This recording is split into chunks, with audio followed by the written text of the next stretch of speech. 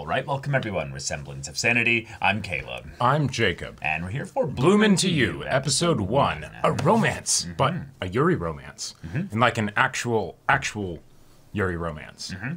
Yep, no bait. Yep. I'm excited. This was something that you had been wanting to see for a while, so you picked it. Years. Now. Pretty much ever since it came out. Yeah, so what made you want to see it now? Just, we watched Given, and it's like, it feels like it would make sense to then throw Bloom Into You in there. And it's been a while since we've watched romance, I feel like. When was the last one? I don't remember. Yeah, actually, that's a really good point. Most of the shows that we've been doing right now have not been on the romance side of things. I feel like Fruits Basket was the last true story that delved into romance. And even then, that was more drama. That's just one part of it, yeah. That's just an aspect of it. But yeah, I think the thing I'm most excited to see is whether this is a romantic comedy at all, or if it's a true... Like romance with some drama. Yeah. Most romances end up, for pacing reasons, end up being romantic comedies in the you gotta have West, something to cut specifically. Well, but specifically with the romances that I prefer drama with it as well, because then it's less trying to like throw in gags every once in a while to keep me engaged, because I find the romance engaging. So like let's focus on that. But y'all, without further ado, let's get into this.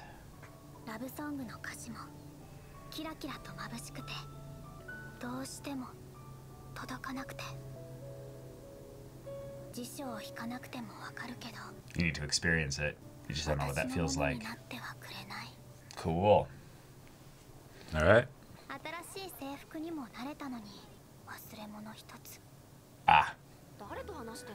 Old clicks and stuff, yeah. And you.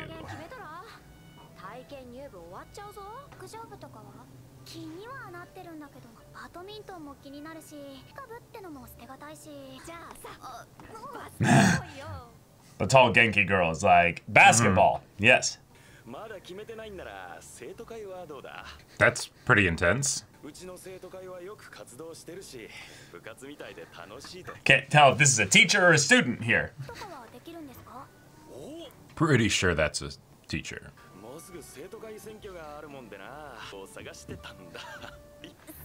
Oh, that's right. High school students aren't allowed to have facial hair in Japan. You just can't draw them like that at all. Oh, that's a first-person POV. Okay. That'll be exciting for when it gets to the romantic bits.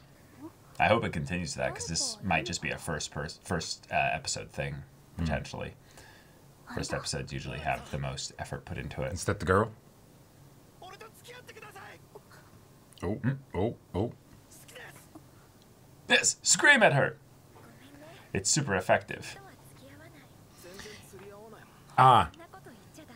This is how... Right. Okay. Okay.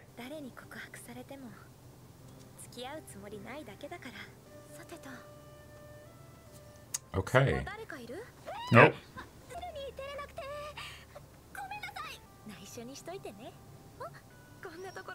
And this is the girl that's gonna try and be president? Could be.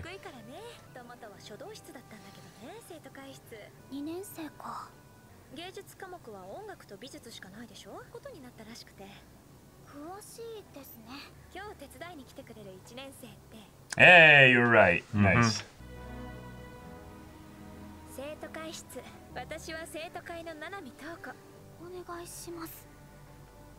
Okay. It was a perfect day. A day I met Nanami Toko.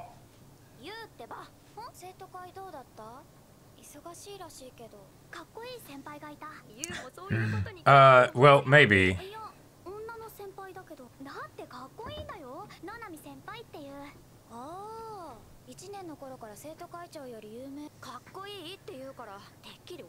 Oh yeah, just a little bit of assumption there, yeah. Nice.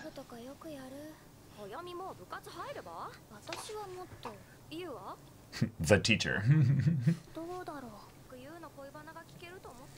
Well, you assumed she was when she said how cool the senpai was. And you weren't necessarily wrong. Weren't necessarily wrong, yep. Ah, okay. Gotcha. Rejected them. Oh, classic.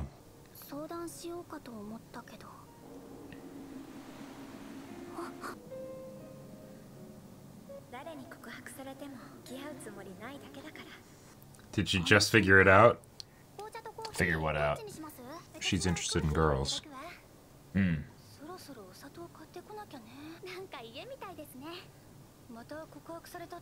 Yeah, word travels fast. Yep.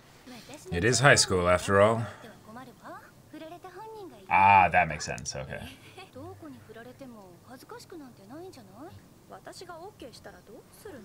Sure. Oh, I was gonna ask, yeah. Okay. Yeah. And she still rejects them as well. Nice, okay. Yeah.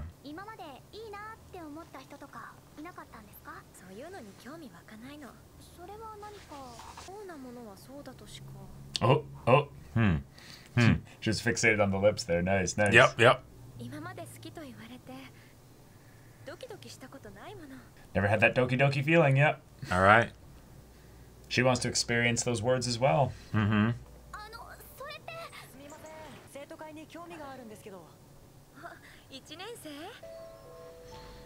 Hmm.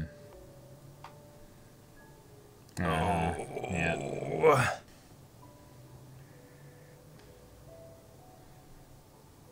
Immediately. Yep. Interesting. She still doesn't know what she's gonna say. Nope, no idea. There's someone else I like? I need your help rejecting someone. Oh. They're getting confessed to again. Oh, well. Hey.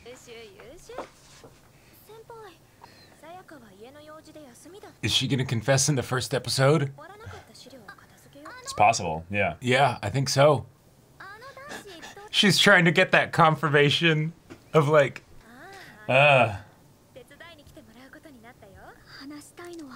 No, no. You can do it! Oh, thank you, yeah.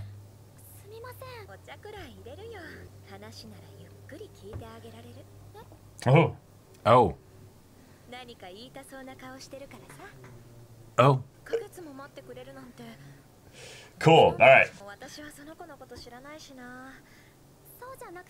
I want to say no, I just don't know how to say no. Right. Ah. Okay. And I want a different... Yeah.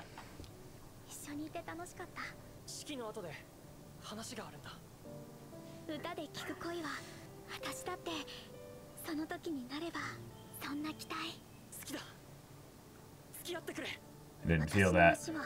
Mm-hmm. Oh. I hate that question. I love that we're not even seeing his face here. Mm-hmm.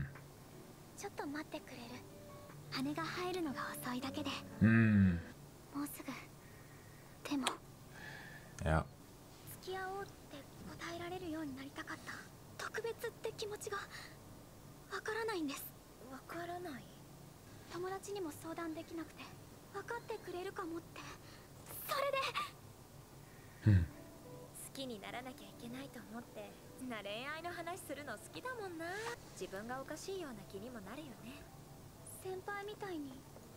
Mm-hmm.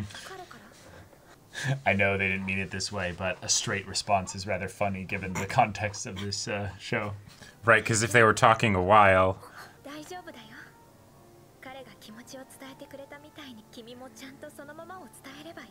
Mm-hmm. Oh. Honesty goes a long way. Oh, holding hands while... And back to the beginning, yep.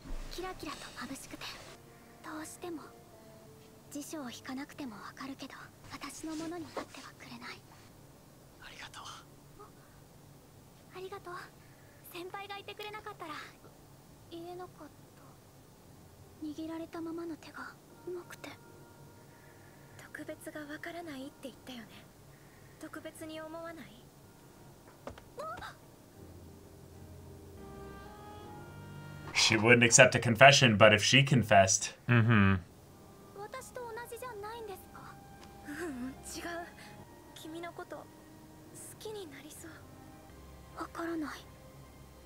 Whoa. Okay. All right. Love it. And now the whole show can be just exploring it. Awesome. Love it. Cool. Because one of the things I was wondering about is like, okay, one core romance. In general, you don't have time to beat around the bush, right? But when you don't, if you don't even know that the person has the same orientation as you, that's a whole other, like... thing that'll slow down the pacing, yeah. Yeah, exactly, but they can explore that as well in the midst of them figuring it out. Right. And the seeing a confession, but then also asking for help with how to reject somebody. Yeah. That's a great way for the characters to be open and talk about it without having it be within the context of liking each other. Okay. Bye.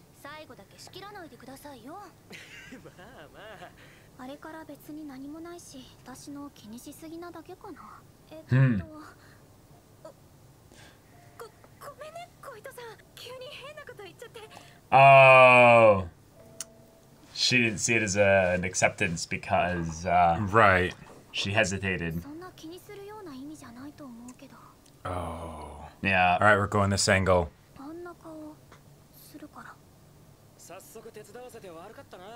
Holding out the hand like that, like.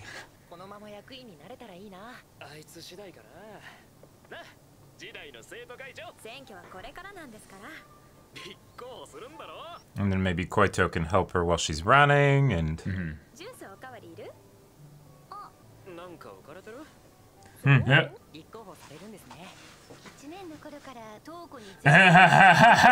The dead inside look.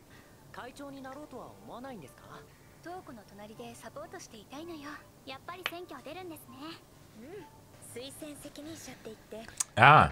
Please spend more time with me, please. I swear. Yep. I want more opportunities to get to know you. Hey? My running mate? Okay. All right. Okay. All right. Yeah, we got a confession. It was pulled back, of course, because Koito has a pattern of not being comfortable sharing her feelings. Yep, and she's still figuring out what she wants. So, having this confession happen, she doesn't entirely know how to respond, right? Well, she says it. She doesn't understand. It's not just that she doesn't understand her own feelings, which is very obvious, but also she doesn't understand this girl. Yep. She doesn't understand Nanami. Nanami is specifically someone that has given a contradiction of no one is basically worthy of my if they confess to me, that I'm not going to accept any of them. But then she confessed to her. She confessed to her. So it's well, wait a minute.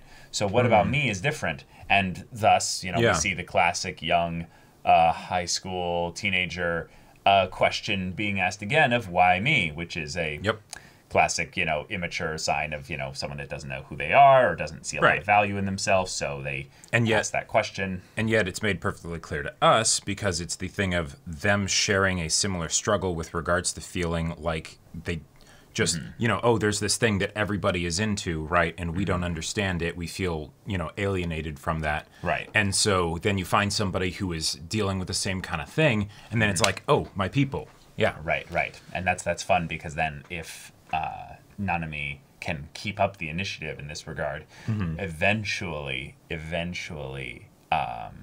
our main girl here Koito will probably be comfortable enough to be able to talk about it a little bit more in depth, which is sweet because from the general standpoint here, we have a very classic archetype opposites attract kind of thing here for the general setup of this here.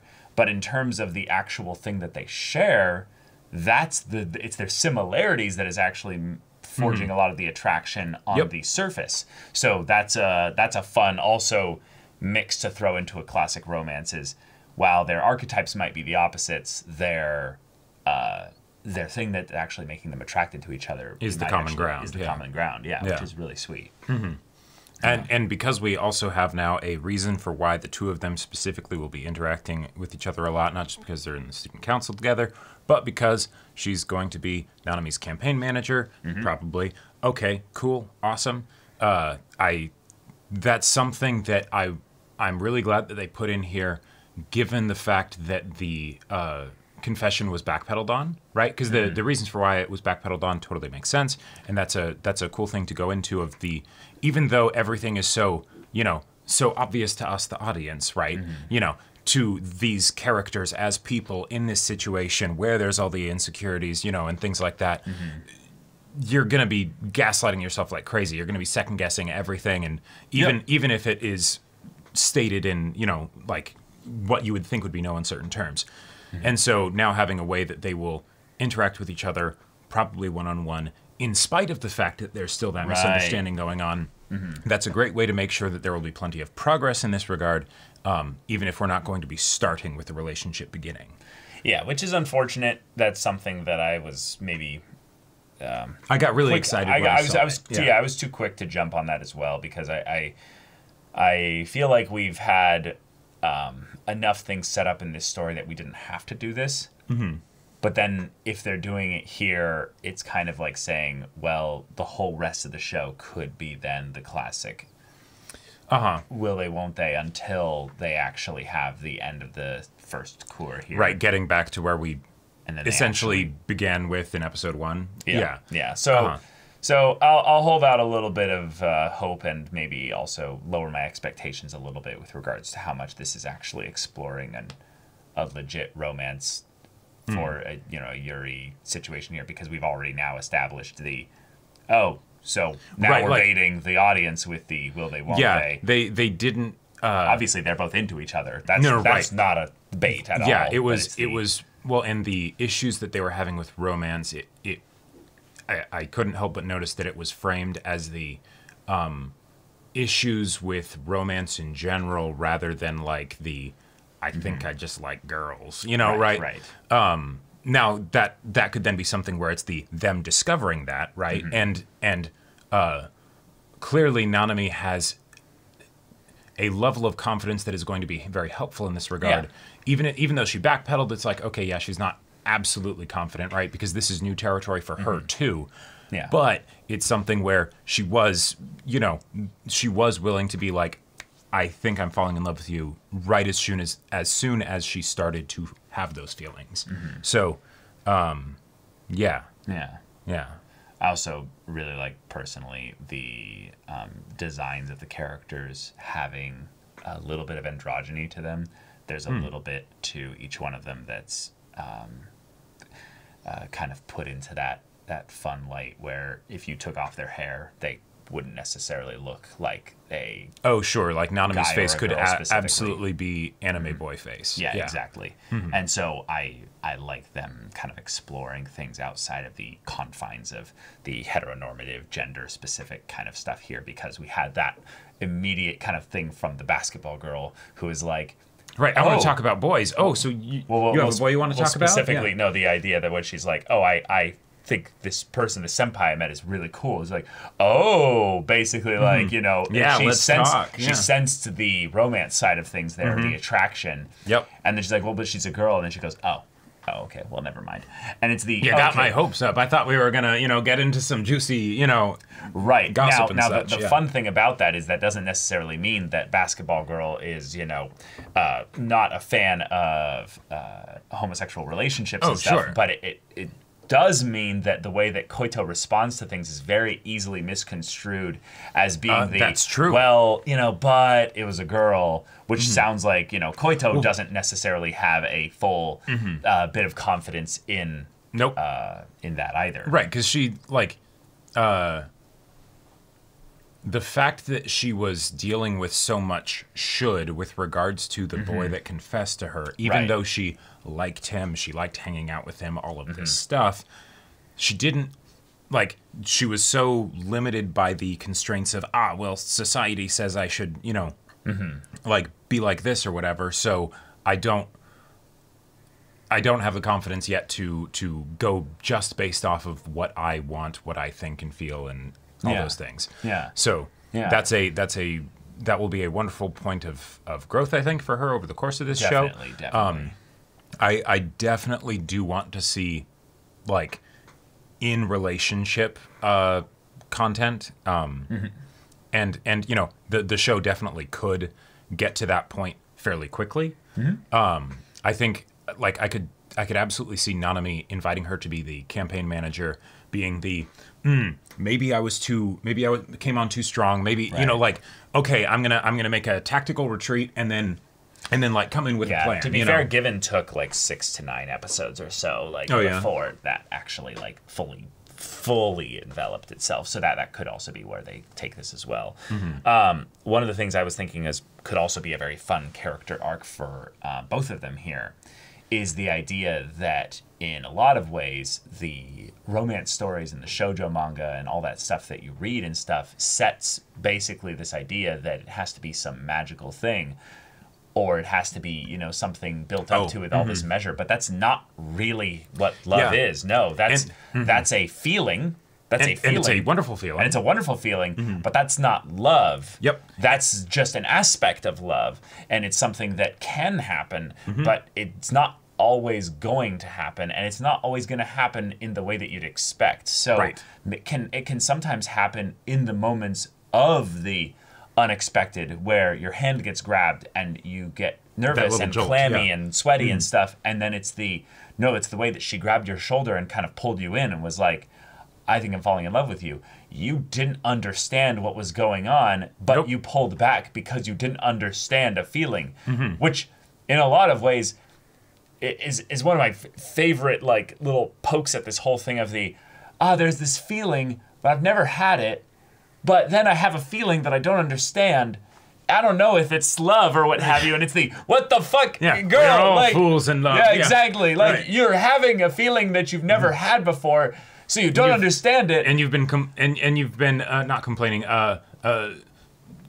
like struggling with the fact that yearning for a feeling that you've never had before, and then you get a feeling that you've never had before. Like, yeah, exactly. So what I'm hoping that the story also gets into is that she gets out of her head a lot and learns to express and also ingress basically the things that she's experiencing and use that kind of that first person POV, that kind of mulling things over to look at it and go, whoa, do I like this though? Even if I don't understand this, is this something that makes me feel satisfied, joy, if this makes me feel happy? Like, and there's ways at which you can basically then process that out with someone like Nanami and just go, hey, I don't understand this, but this feels really nice. And experimenting is valid, right? You don't have to be absolutely sure of something before you're like, you know what, let's try it out, right? Like, yeah, because I kind of get the feeling that that's part of what it was for Nanami, right? Like, that combined with the, oh my God, I have been yearning for this as well, so that once it finally happens, I'm not going to just do nothing, right? Like, I would also love to have Nanami's character focus on that a little bit, because there's a little bit of something there that might be unhealthy, and that's something that I would like to see them explore, is that the idea is that she found somebody that shares a similar experience to her, but then she's thus then quickly latching onto and maybe utilizing a lot of her charm to say, well, misery loves company, so I'm going to bring someone into my pain and my frustration, my loneliness, rather than necessarily seeing the things that make her who she is. Yes. But seeing at it from a selfish standpoint. And one of the other things that I think could use some additional fleshing out is the fact that they specifically mentioned that she had been confessed to before by women as well, and always said no. And that gave an important additional bit of context to what it meant when she said, I don't think I'll ever accept a person's confession, right? Now, granted, she confessed here, but we don't know why she would necessarily confess here, right? Because if the only thing that made her fall for Koito is the fact that Koito is going through a similar struggle as her, then you would think that would also apply to the other girls that confess to her. Unless maybe it's something where they seemed so confident in the fact that they were attracted to her that it felt alien to her of like, wait, you don't have any insecurities about this? I don't think I can connect with that, you know? Like that's... But that's not how I think she's had confessions. I think she's got half-baked confessions where people are like, she's the popular girl, she's the princess, the school idol. Why she does the confession and makes it very like... Yeah, she wants it to be her thing. But I think that also ties potentially into the selfishness side of things, where it's the, I don't really care about what other people want, I care about what I want, which is a step in the right direction for some aspects of being confident in who you are and having good self-worth. But it could also be the kind of thing where she's so wrapped up in the feeling of this that she doesn't necessarily consider the feelings of Koito in this. And that's something that is, for the most part, not a problem initially. But it can be if Koito starts to kind of set her own boundaries and set her own desires, and Nanami just kind of is like, yeah, whatever, and just kind of moves along with it. There's with their dynamics so far, Nanami's actions don't really have any kind of influence necessarily on Koito's like emotional state beyond just the like, well, there's like the heart flutters and stuff, but like there wouldn't be a need for there to be special boundaries with Nanami yet, because No, I'm not talking about right now. I'm talking about in the future, where this is what I'm talking about. Again, I'm talking about the ways in which this can spiral out if Nanami's thing that she's looking at is not for necessarily someone to love, but someone that can fill the void of having someone that understands what she's going through. Sure. Yeah. Right. Because in that respect, you can have a lot of these relationships in high school where people are more just commiserating rather than having love, and thus what you really are wanting is someone just to listen to you, and or someone to understand you, which is it's again a part of love. But and you know, relationships in high school, those don't necessarily have the greatest, you know, like likelihood of going anywhere serious. So like, you know, take the W's as you can get them. But yeah, I'm curious to see how this unfolds, because we also saw some very, I don't know if this was necessarily intentional, but it seemed like we were getting some conflicting sides of Nanami in this episode. Because one, there's the being confident with the confession and then backpedaling, right? That's a classic contradiction. That's a classic contradiction, and I feel like I understand where they're going to be going with that one pretty well. Same, yeah. But then there was also this whole thing with her being student council president. And one of the things that she was constantly saying is like, she wasn't really going for it, but then there was that like, well, I guess I can't back out now, right? There was a lot of this language where it's the, I'm going to do this, but I didn't get a sense necessarily that this was what she wanted, right? And that seems interesting to me, because she has been defined so far in this episode as the person who I have a deep cut for that, acts based on what she wants. But yeah, I think that the deep cut for that is that a lot of people who have what I would call false humility think that wanting things is bad. Therefore, they will only act on the things that they want when it's a very, very like selfish want. And that ties a little bit into what I was saying earlier. It overwhelms the them. resistance. Yeah, exactly. But in that respect, it's something where I think that she has a little bit of that. Maybe it's a culture thing as well. But no, I shouldn't just want things. Wanting things is bad. But then a part of her arc will be, no. If I open myself up to be able to want things just for me and not see that as a negative thing, then I can have a really wonderful relationship with Koito. But because I think she is caught in that middle ground of, if I want something, then that makes me kind of a, you know, if I'm greedy, like that makes me kind of a bad person in that regard. So I think that we're going to be potentially going into that realm there, where she needs to be comfortable saying, I want you, I want this, I want that, and it's okay if you see it as... letting that be, right? Yes, I think I'm in love with you, and not needing that desire or that fact to be affected by her response. She will, of course, be affected by how Koito would respond, but those feelings wouldn't necessarily have to be, right? They're valid on their own right. Yeah. But really cool start to a show. Yep. Unfortunate backpedaling, but hey, you Yes. know, it's a high school romance, so but expect some of it. Although I will say, even though they do backpedaling, I appreciate that they're doing it in the same episode, not doing that bullshit. That I it's, agree. like because Well if you're done. gonna cut away, like they cut away after the thing, okay, cool. That way we can go into the credits so that you know this is what the show's about, right? Yeah. But then they're like, okay, no, since like we're not going to leave it to the next episode. That would feel shitty, right? That way we do have proper expectations for the show in the immediate, not just in the long term. Of all right, cool. Let's get to the point where these characters can actually be confident enough to confess and stick with it, and all that stuff. Yeah. But y'all, thank you so much for watching this episode's reaction and discussion. If you want to see the next episode's reaction and discussion right now, though, go check out the link in the description below for our Patreon. You get an early access there. You can watch full-length timer reactions there, and all this comes with Discord access, so you can chat with us in the community there about this show, about anime in general, and also be sure to check out my Persona 5 Royal Let's Play on Twitch, and if any of that interests you, we'll see you there. But until then, we're Semblance of Sanity. I'm Caleb. I'm Jacob. And we'll see you all next time.